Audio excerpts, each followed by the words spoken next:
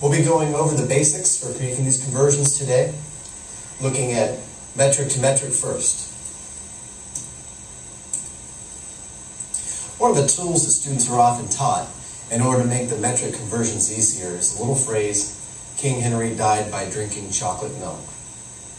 What this phrase stands for are the basic metric prefixes that we find around our base units, meters, liters, and grams. King Henry died by drinking chocolate milk stands for the metric prefixes kilo, hecto, deca, deci, centi, milli. The three units that you see to the left make the base unit larger. 10 times larger, 100 times larger, 1,000 times larger. The ones that you see to the right make our base unit smaller. 1/10 of the base unit, 1/100th of the base unit, and 1/1000th of the base unit.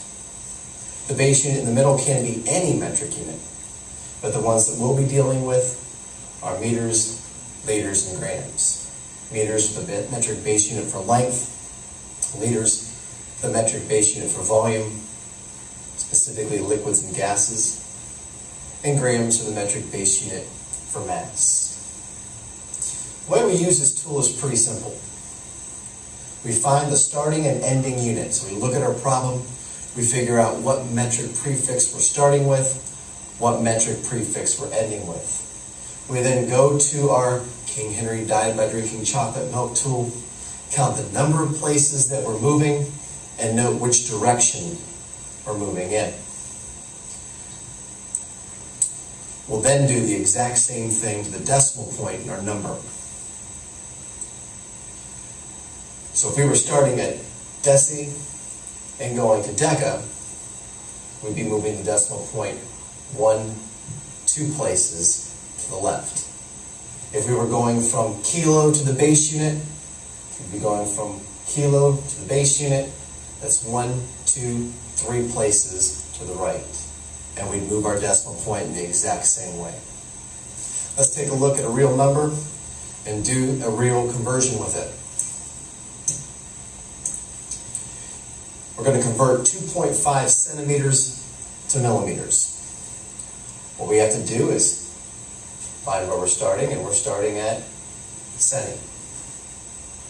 We're going to milli. That is 1 place to the right. So we'll take our number, 2.5,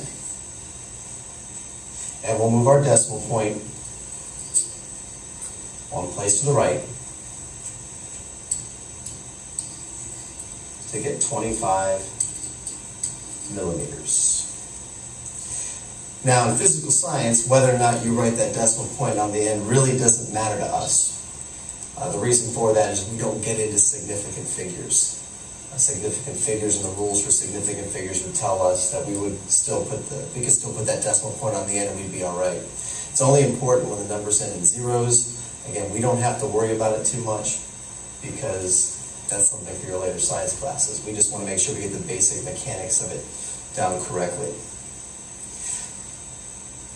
This is really all you've got to do for metric conversions. You could go into complex math using equivalences, but we don't have to. That's one of the beauties of the metric system. It was designed to be simple, so keep it simple. What I often find on my tests is that at the very top corner on the front page of that test, I will find written out KHDBDCM across the top. That's just students getting ready for any metric conversions that they see, knowing that King Henry died by drinking chocolate milk is the best tool they have available for converting between them easily. Let's do another one. We're going to convert 550 meters to kilometers. Again, we've got to figure out where we're starting and where we're going. Be careful this time. When you see meters, it's really tempting to come over here to the milli. But again, this is a base unit. Our base units are liters, meters, and grams. This is one of our base units. So we're starting in the middle. We're going to kilometers, so we are coming over here to kilo. We look at how many places in which direction we're moving. That is 3 places. We are moving 3 places to the left. So we write out our number. 550. If there's no decimal point in the number, where is it? That's right, it's at the end. We're going to take that decimal point, we're going to move it 1, 2, 3 places over to the left. This time it does matter whether or not we write that decimal point in, because we've turned it into a decimal number. And if we drop that decimal point, we will not have done anything at all. So we make sure we put that decimal point in whenever we're moving it to the left. I've often asked, should I write a 0 in front of that or not? Should I write it as 0.550? And the answer is yes, you should probably put that 0 out in front of it. I don't take points off for students that don't. The reason, though, we put that 0 in front is so we don't mistake this for a period or anything. We know that's a decimal point. Another thing we want to make sure we do, always put a unit on your numbers. When you write an answer, when you write a number in science class, you always put a unit on it. That's why you always know what the number is. You're writing 0.550.